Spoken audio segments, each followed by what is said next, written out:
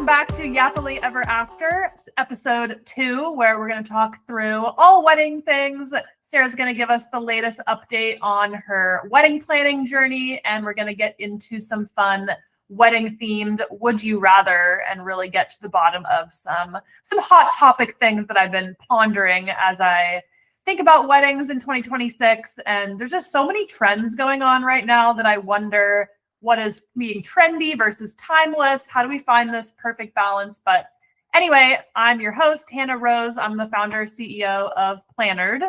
And I'm Sarah Peterson, the head of marketing at Plannerd.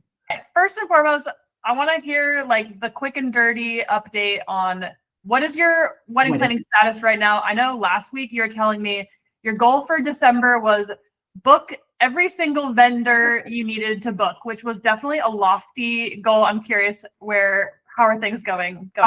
Pleased to announce we are booked. We got everything we could possibly get booked. So we're only waiting on like 2 more proposals for it's like stupid stuff. It's like, lounge things and like little decor items, but all of the big stuff. We did the massive haul yesterday for like all of the rentals, and that was the biggest one that I was like very stressed out about. So now that that's behind, I'm like, okay, I can kind of put a pin in things until like the new year when we get to make all the fun decisions of like what color things are and like all of that stuff. So can confirm we got it done in a week. We booked everything. Right. So you're going to take a little holiday breather from planning. I say that, but then I feel like once I was explaining this to my fiance last night, I feel like every 3 days I will check my email and then there's like something I have to do wedding planning related. Like it's kind of like having another part-time job. And that's coming from someone with a wedding planner. It's just like, there's just so many things that you have to do regardless of the wedding planner. Like she's like, hey, I have so-and-so sending you this proposal, review it and like submit the deposit or like get back to us with like what you want, that kind of stuff. So it's like, I still think it's going to be definitely, it's my third part-time job is what I'm calling it. But it's fun. And now that the big ticket items are kind of like out of the way, I feel like I can kind of like relax and fall into like the smaller details, which is fun. Nice. Yeah. Once you have all the foundational pieces, then you can start filling in the fun design things. And I've seen Sarah's inspo board. It's extremely impressive. If you want to see some exclusive Sarah and Trevor content, we're going to post some cool stuff from their journey on the Plannerd Instagram. So I don't know. Ladies have to take notes because it was a very comprehensive inspo board that I'm very excited for people to see. I'm excited to share it with everyone. So speaking of inspiration, just this morning, Pantone released their color of the year. And I know that we have thoughts. So tell me your thoughts. You guys, it's sending me into a tailspin.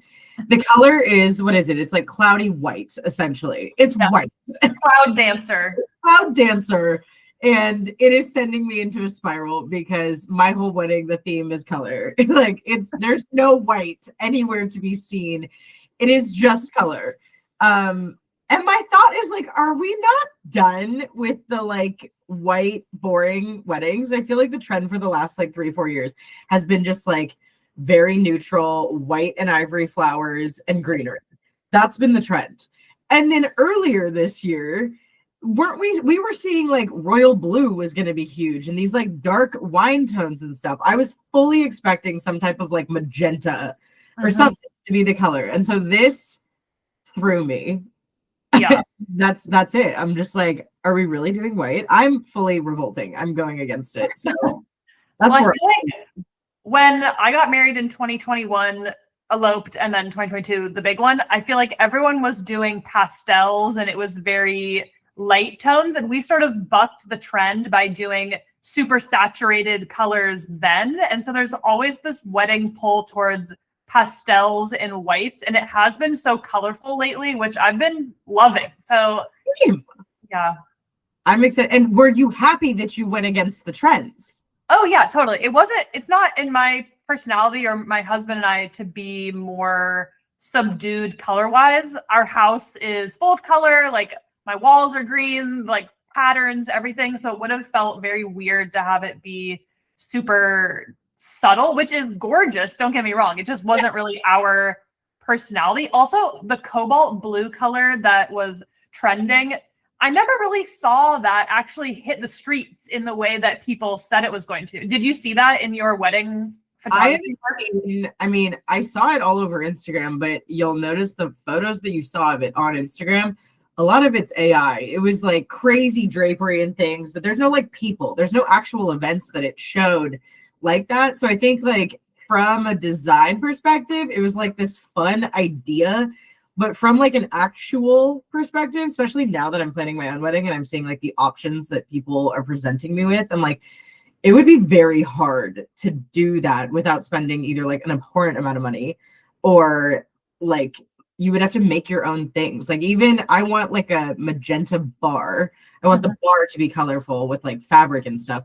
And we have to have it custom made. So I'm like, the cobalt blue thing, I never saw it come to life. I think we'll maybe see it next year. Maybe if someone was like inspired by it this year and has the funds to execute it, maybe we'll see a couple, but I don't think we're going to see it in like a large capacity. Yeah. If anyone listening incorporated cobalt blue into their wedding, I would love to see photos. You should tag us in your photos, Plannered Inc. I would love to see what you did because same, all the inspo photos I've seen of that color were all professional photo shoots rather than real weddings. So it made me wonder whether that actually made its way into like the actual day-to-day wedding.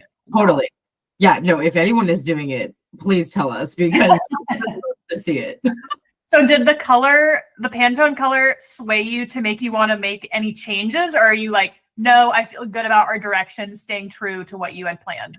I would say no, not at all. Because like my initial thought when I saw it, I was like, well, that's kind of a bummer. Like I just feel like so many of my weddings the past 2 years have been like the white ivory stuff, which is gorgeous in its own right. It's not my thing. It's just like what you said. My whole house is colorful. I love prints. I love patterns. That's what I'm going with. And the more that I look at like everything that we're picking out for our own wedding, I'm like, that looks like us. And I feel like if we went white, it just wouldn't look like us and it wouldn't be fun for me.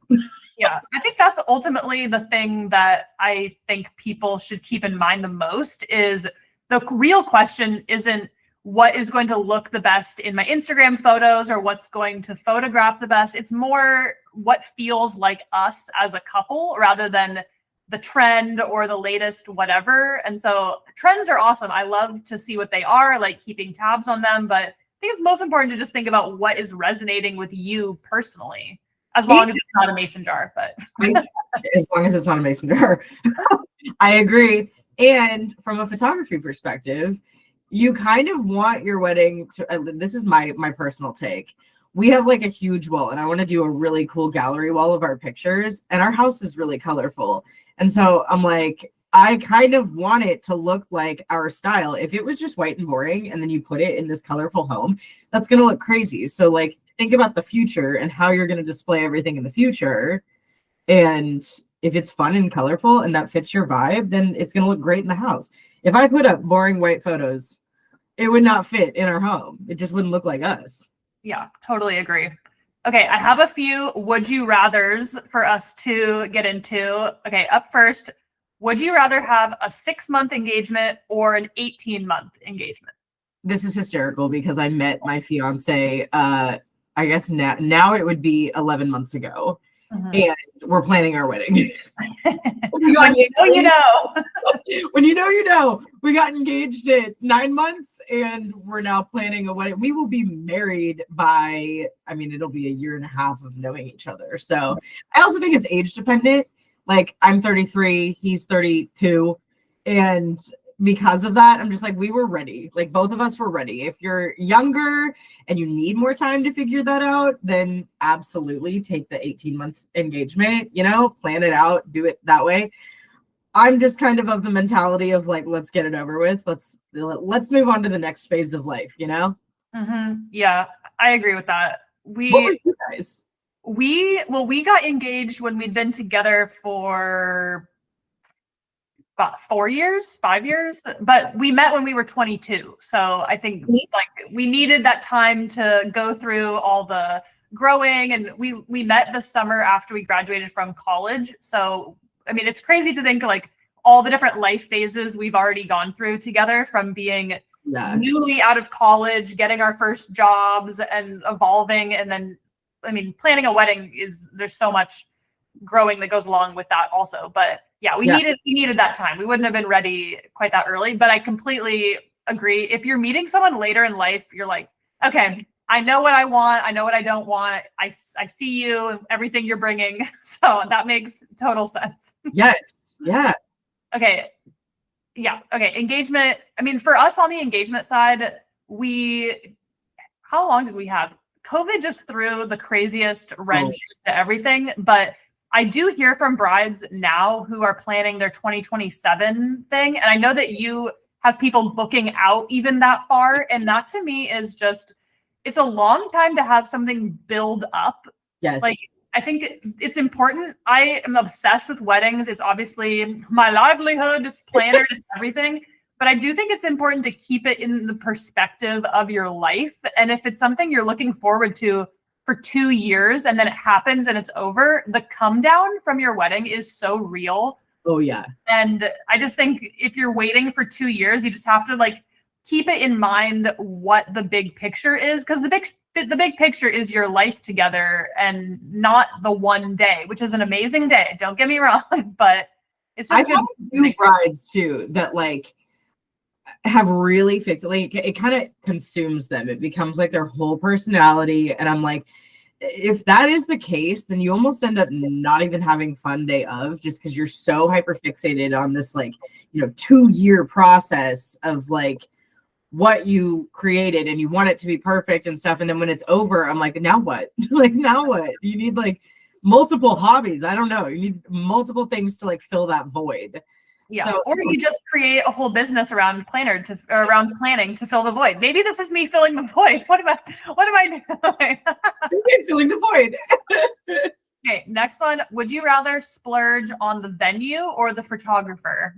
Loaded question for a photographer. But... No, but this is controversial because I'm going to say venue.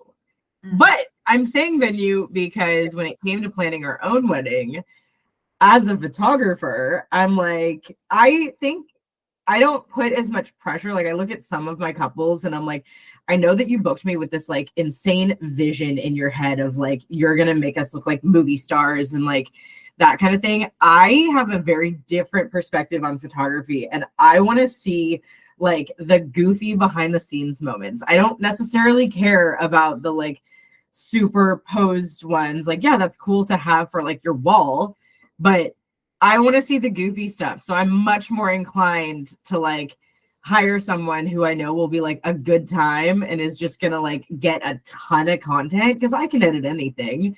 And so I'm going venue because I would want it to be more of like a guest experience situation than just like this stuffy production that looks very editorial. Mm-hmm. What about you? I agree. I think the venue is truly the foundation of every decision, every moment throughout the day. And so even if you had the most incredible photographer in the world, if you were at kind of like a venue that wasn't your dream venue or the backdrop didn't provide the basis for the experience, I think that would come through in the photos anyway. Or it's just really, I think it's all about the venue. Like every decision about the vibe, the flow of the day, I think it all stems from the venue. And if you have an amazing venue, the flow will work well, it'll be seamless, and that can help just elevate everything else about your wedding experience. So, and a good photographer would tell you that your photos are dependent on your venue. I was literally telling my fiance's cousin's fiance. She was asking about like photo tips and stuff and like what should I spend on a photographer and this and that and like what should I ask. And one of my big things is I was like, okay, your venue is they're getting married at the Fairmont in Seattle, and so it's inside. And I was like, okay, that tells me that like that person better be good with flash. Like your venue is so dependent on how your photos turn out. And I think a lot of people don't even realize that. They just think that photographers are like magic workers and can just make everything look good, and that is not the case. If your venue is ugly, your photos will be ugly. Point blank. Also, shout out to the Fairmont in Seattle. That's such a beautiful venue. I went to a wedding there Grayson's cousin got married there a couple years ago. It was so beautiful. It's like the most amazing backdrop. I'm excited. Theirs is like 4 months after ours, and so it'll be like Christmas, and I'm like, that's like gonna be stunning, I'm sure.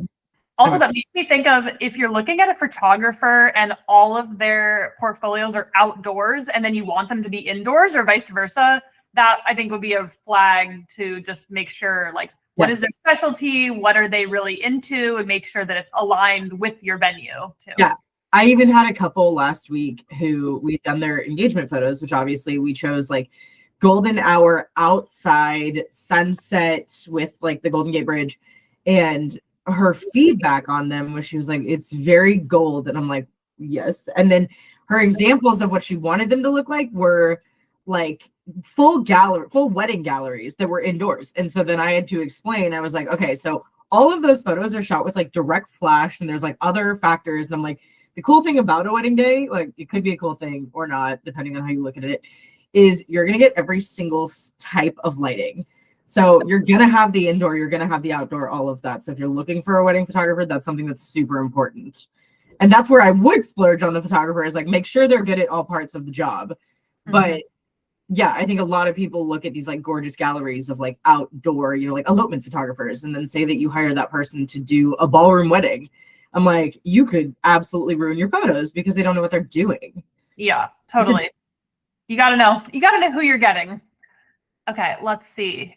Do you want to go for the next one? Yes, next one. Okay, would you rather wear something timeless or something trendy and bold? I love this question for you also because I know you're getting your wedding dress situated.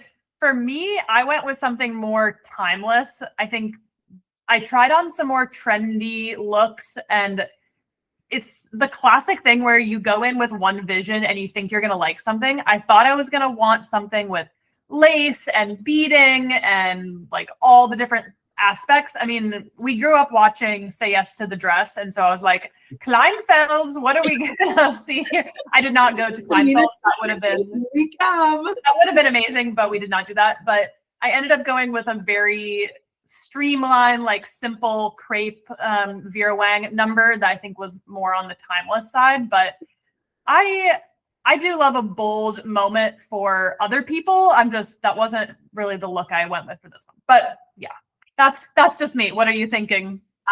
Okay, so what I will say is prior to planning my own wedding or even knowing where my wedding was, I would have said, I think I probably would have said timeless.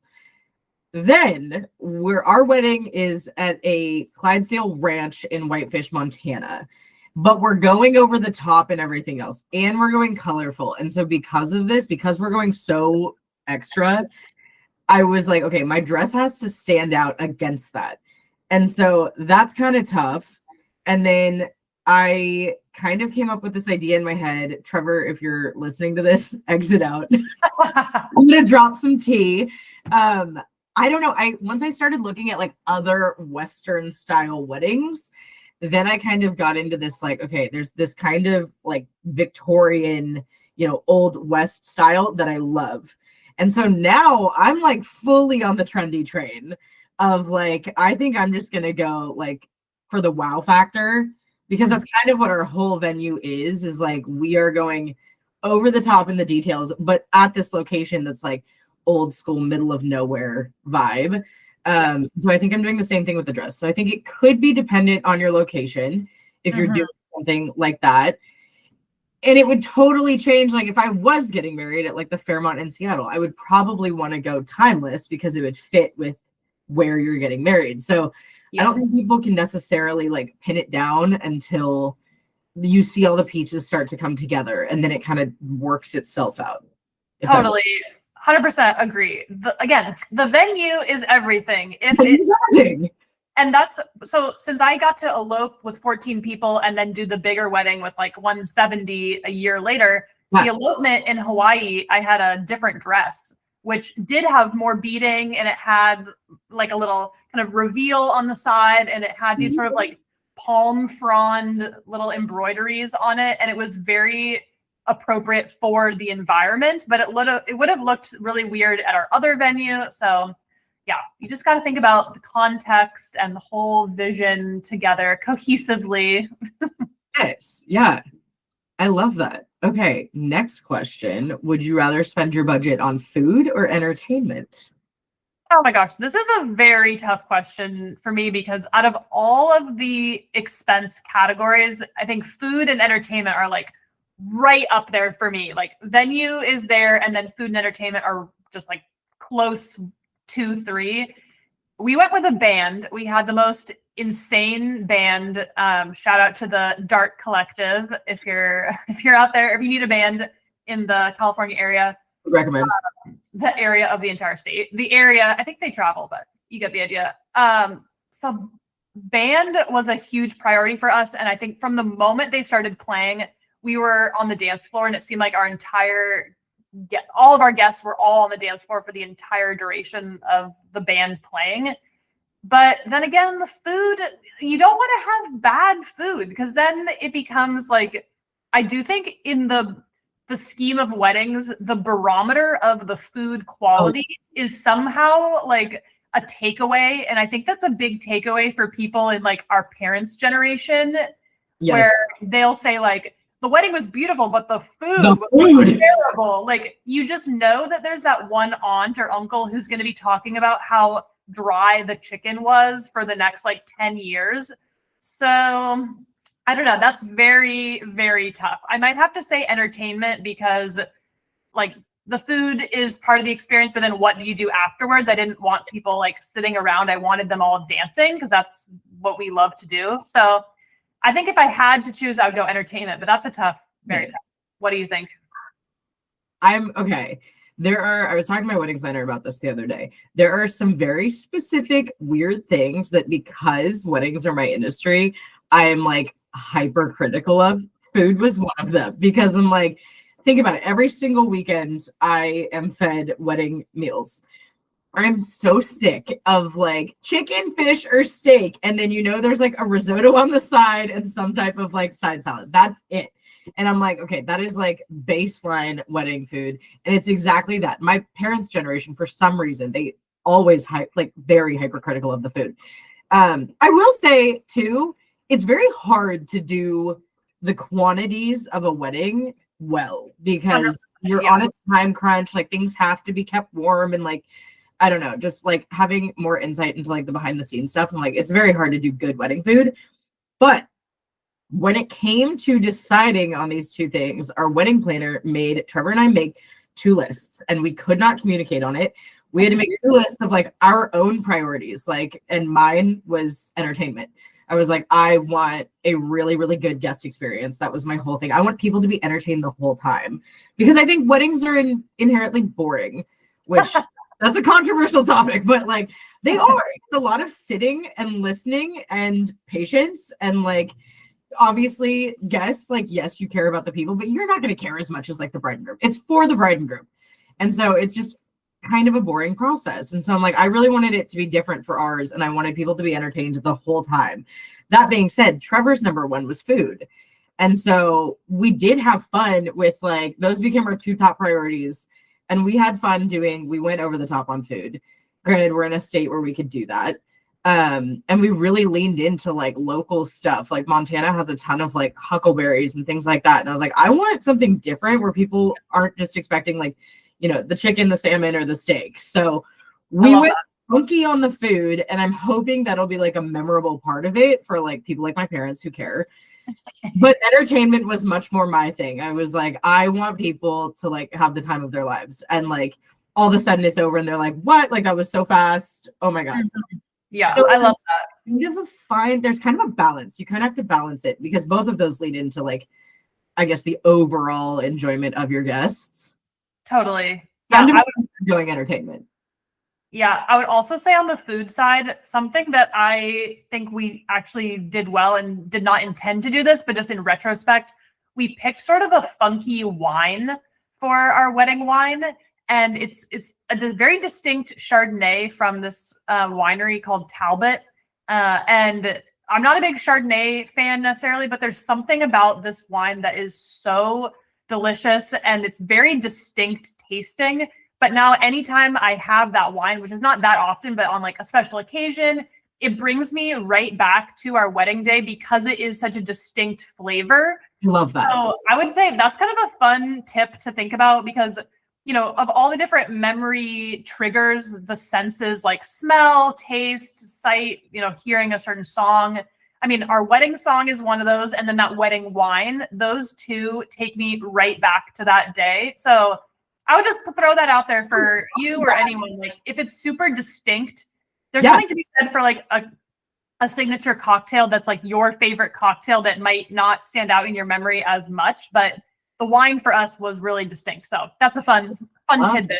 I'm going to utilize that. That's so cool. We were literally just talking about the wine yesterday because living down here by Napa and stuff, and my dad is so heavily involved in Napa that he has so many thoughts on the wine. And I was like, I don't know. I have no thoughts, but now I really like that idea.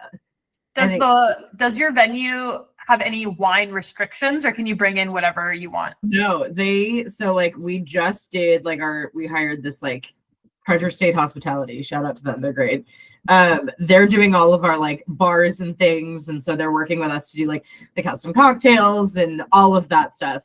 And then when it came to wine, you could either like buy your own and bring it or source it through them. But if you source it through them, I think it's like you have to go with like Montana wineries or Oregon, that kind of stuff, Pacific Northwest.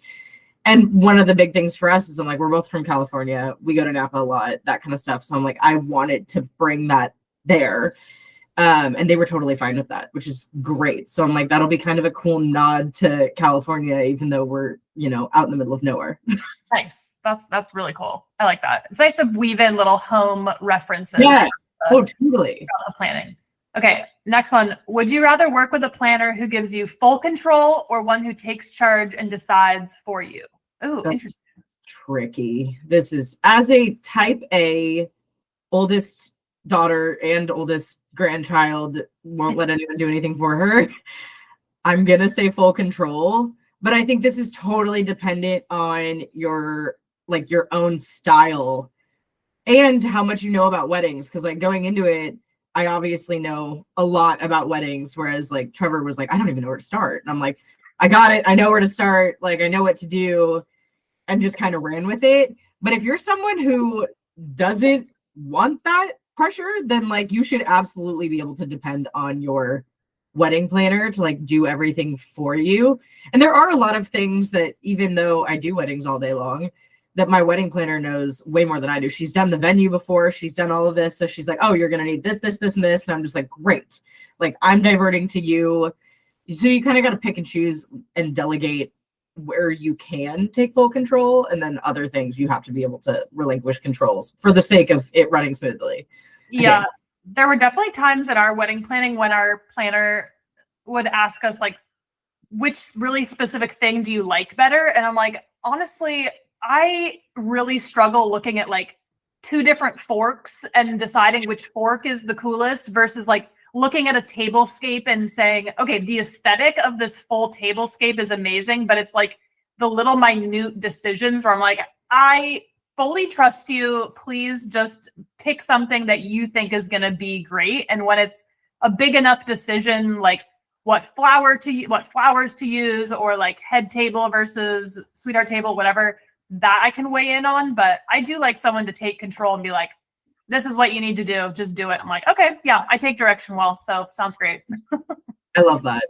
Yeah, I think that's a good way to do it. Okay, let's see. Would you rather have a big bridal party or none at all? Okay, this is a controversial topic for me at this moment because Trevor is team bridal party. Okay.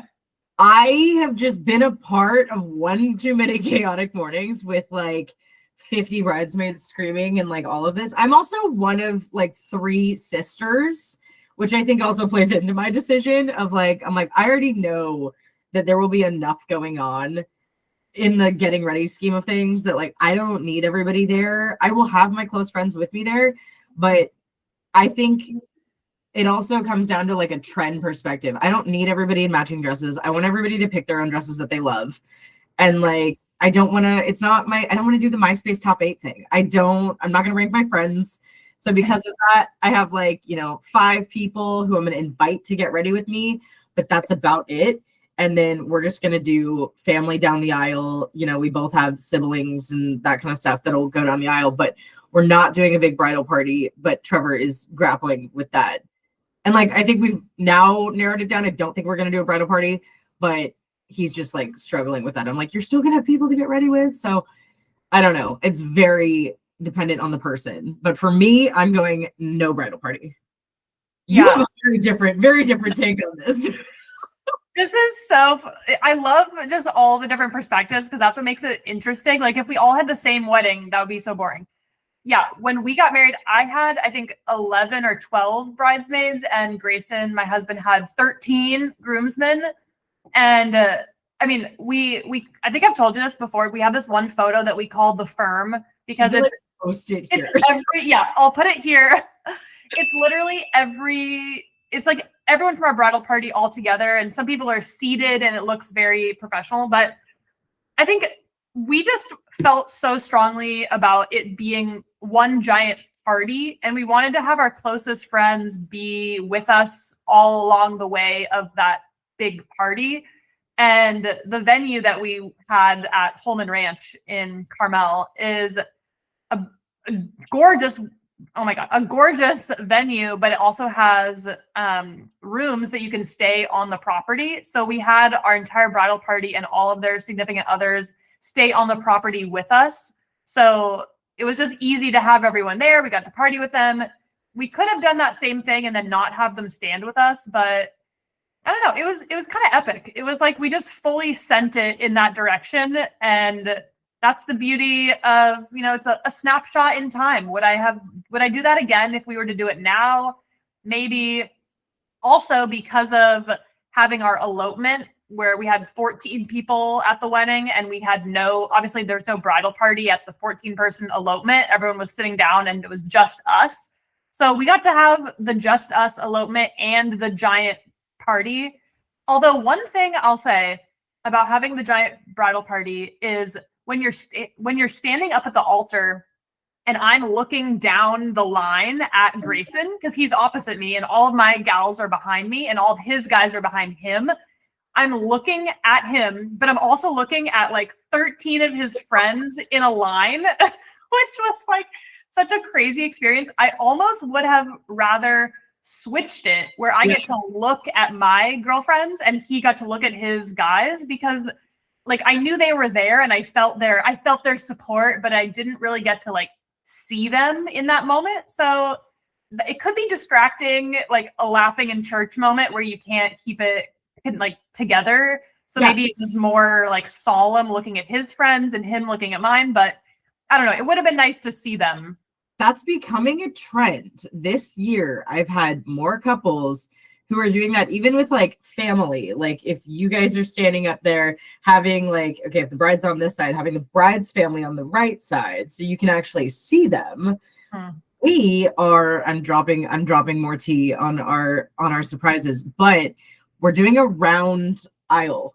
Oh, so I'm so excited for this. Me too. And we were having this conversation the other night because I was like, I think you seat the families opposite so that they can see their kid, you know? Like, I'm like, I think we would put my parents on the right side so that they can see me, because we're going to be on a round stage. And then the chairs are all like around us. So it's leading to some like weird, you know, decisions that we didn't even think about, because I'm like, you know, I'm so used to just like the standard aisle. But because of that, we've had that conversation where I'm like, okay, if your family's behind you, they're really not going to see you. Like with a straight aisle, you'll at least see like side profiles and stuff. But I'm like, with a round aisle, you're either looking at my back or you're looking at my face, but there's no in between. Yeah.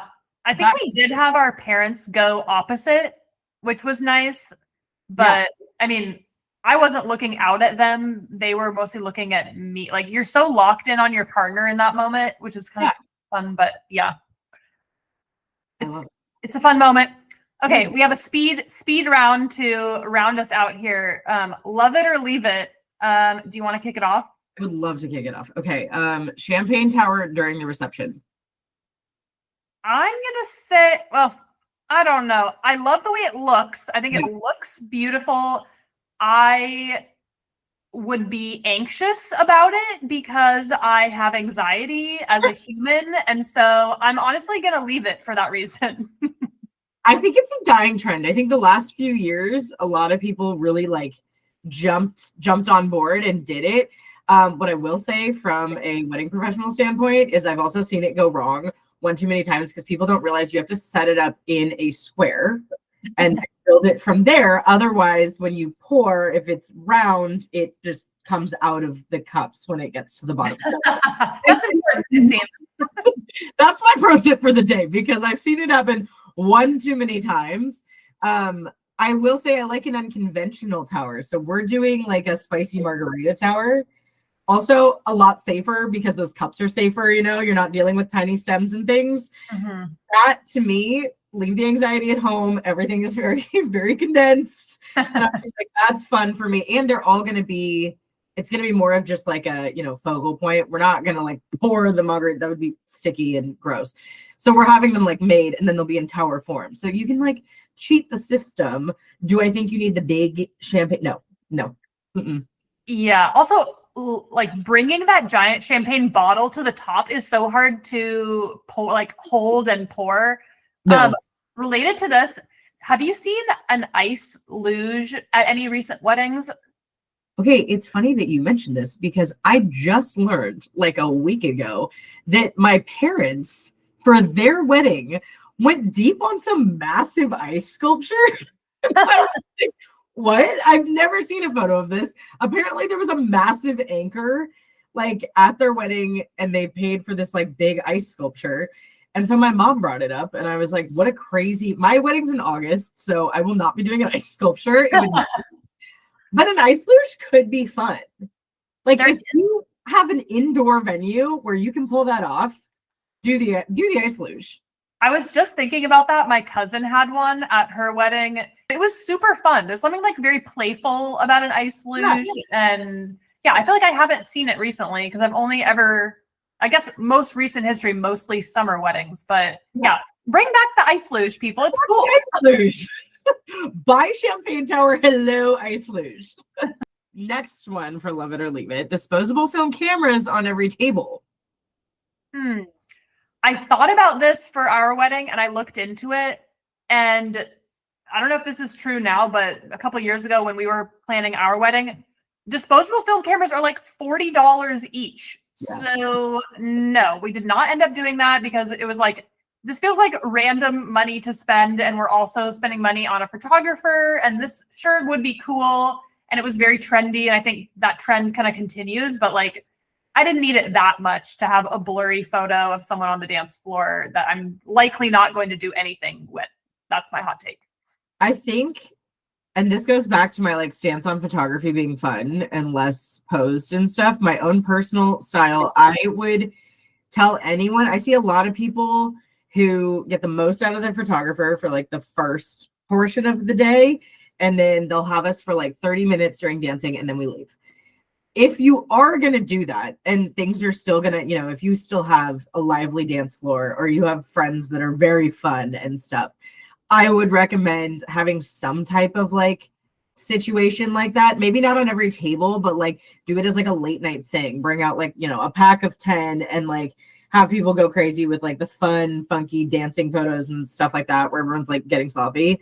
That's kind of fun because then you get to see the rest of your day. But that's only if you're like stopping photography very early in the eve.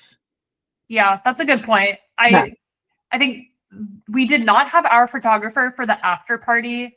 And I do think there were memories made during that point that I would have wanted like someone to capture, which we did not. So I think there's definitely something to be said for what do you actually want to be photographed and in what style. So I can see a case to be made for like an alternative format other than your traditional wedding planner, but are they still $40? That seems crazy. We'll have to look. I bought a pack for Vegas for $130 for like 6. But it was the same kind of thing where I was like, I knew for a lot of like our fun festivities with our friends that we weren't gonna have like a professional photographer. And so because of that, I was like, okay, we're just gonna splurge. And it was very like there were very few of us. It definitely wasn't every table. If you have to do every table and you want like you probably want at least 2 on every table. That's going to be a large expense if you have more than 50 people. Yeah. Yeah. Okay. Third one, assigned seating for the ceremony, organized or overkill? This one is interesting. I don't know that I've ever been to a wedding where there was assigned seating for the ceremony, but I will say it is very awkward when there are empty chairs or even like full-on empty rows at a wedding. I feel like that's just so awkward for photos. It's awkward to look out into the audience and there's empty chairs. Like, you know exactly how many people are coming. So why are there so many empty chairs? I don't think we ended up having any ushers in our wedding, or maybe one of the wedding coordinators like helped people decide where to sit. But yeah, I feel like it could be overkill and people would be like, wow, they really had a vision for how this would go. But definitely like remove the chairs you're not going to use, or make sure that people are going towards the center or like the front or something. So yeah, maybe a middle ground. I've seen people, there's a new trend that I keep seeing on Instagram, which is having your bridal party sit in the aisle so that for photos, it's like, your best friends are right there. And also they're on theme because like colors and all of that. Oh, that's clever. I think that's kind of cool.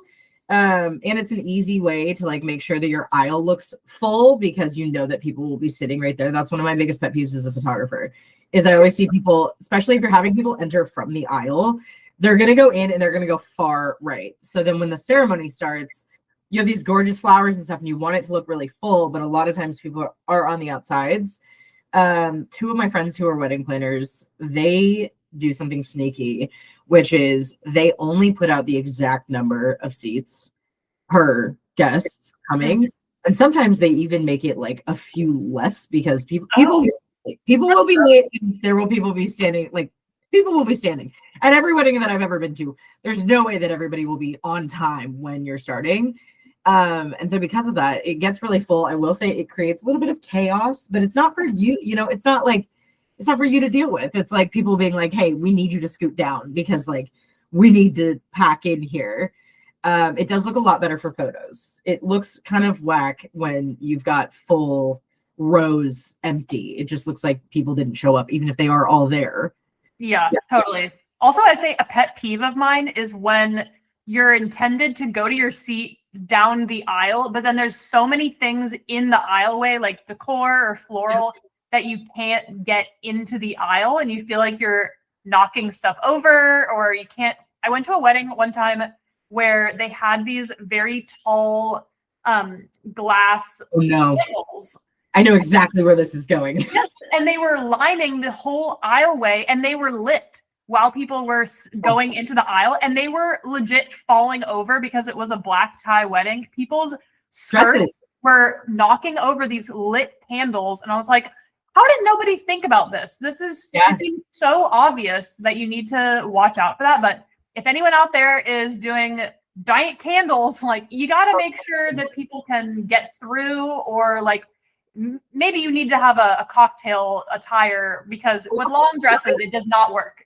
Block off the aisle. I tell people this all the time when it comes to like timeline stuff and we're talking about logistics. Block off the aisle. Make people go around. That way, like, you can literally just put up one little rope and just people will enter from the sides. Your flowers won't get messed up. You can even do, the petals down the aisle and stuff. You can make it cool because you know that people aren't going to step on it. Block off the aisles. That needs to be a trend for 2026. Block off the aisles. I like that. Yeah. I'm totally here for that, because then it's pristine when you walk down the aisle and it looks good. Yeah, totally agree. Okay, next one. Welcome parties that feel like a full extra event. Love it or leave it? Ooh, I'm going to say love it, only because, well, I guess it's dependent on your wedding size. But I feel like with a lot of weddings, you just there's a lot of parts to the day. So you don't actually get to spend a ton of time with the people that are coming there. So for someone like me who's doing it in a destination, I want a lot of time to be able to like see the people that are coming that far for us. Therefore, we are doing like a welcome party instead of a rehearsal dinner that everybody is invited to. so that we get more time with the people. We get to talk about Montana. We get to show them all of the things that we love about Whitefish and downtown and all of that. And it kind of turns it more into like a weekend getaway for everybody than just like, you got to get into town, change, go to the wedding, done. We wanted it to be more of like a well-rounded weekend that people could like actually enjoy. Yeah, that's a big event. Exactly same as what we did. We had the full-on welcome party beforehand, and because everyone was coming in from out of state practically, then we got to just have more touch points to see them. So it's not like the one conversation on the wedding day, but it's definitely, I mean, it is a whole extra event, which is definitely expensive. So I can understand how that's not always in the budget to have a whole other event. But if you can swing it, I think it is nice to have another opportunity to chat with people. For sure. Definitely. Okay, last one here. Wedding content creator. Love the memories or too much production? Love it or leave it? Okay, this is also controversial because prior to planning my own wedding, I would have said leave it and I would have doubled down on videography. But we hired a content creator because she's kind of like a hybrid. She's really good at what she does. And when Trevor and I actually like broke it down, he was like, okay, pros and cons list. And I was like, from a photographer standpoint, and I've done video too. So I have that background. And Trevor was like, I just feel like everything is going vertical content. Like pretty much everything is on an iPhone now, and it's going to continue that way. So like, how frequently are you going to look back at your wedding video? And do you want it to be more of like a highlight reel? Like kind of like we were joking because we were like, a lot of the ones that we found were like kind of like a music video. I'm like, you didn't see anybody speak. It's just some moody song over these like scenic views of like the bride and groom. And I was like, yeah, that's very cool from like a visual standpoint, but I want to see the goofy stuff. So because of that, we ended up going content creator for the same reason that I was talking about earlier with photography, which is because of our relationship and how fun our families are and stuff, I was like, I don't really care to do the like very editorial thing. It's not my style. So because of that, we went content creation because I want to see the goofy stuff. I want to see, the champagne that accidentally explodes, like that kind of stuff. I want all of that. So I felt like it was a better way to see the whole day, just because she's just taking, 5-second clips here and there, instead of like a 30-second highlight reel for $8,000. So we were content creation, but did not expect that until planning. Yeah, I agree. I mean, for our wedding, we did a wedding video. I feel like the content creator trend for weddings was either just coming on the scene or even hadn't quite yet in 2021. I think that was like that. 2021 was the first year that I ever worked with a content creator, but it was like so new that it was not dialed in. Yeah. And I think we have a gorgeous wedding video. I will watch it from time to time. But I didn't like share it out anywhere. So it wasn't really like, it was just for us to have, which I think is cool. But I think it depends on what you want that content for. If you're going to share it out on your socials, I think a content creator, if I were planning my wedding now, I probably would have that because that's like the more usable content that you can share out with people. But the thing that the wedding videographer did that I did love is he recorded the speeches. So it wasn't in the like montage video, but he has the speeches nicely, professionally recorded. So we can go back and watch those. So I think that part was really nice, but it could also be significantly cheaper to have someone just film it on their phone and you get to watch it back. So totally. Yeah. Both good options. Yes, indeed. Well, if you made it all this way, thank you for being a part of our Yappily Ever After family, episode 2 in the bag. If you were on the same wedding planning arc as Sarah, 2026 bride, please let us know. We want to hear how your wedding planning journey is going. And thank you for joining us.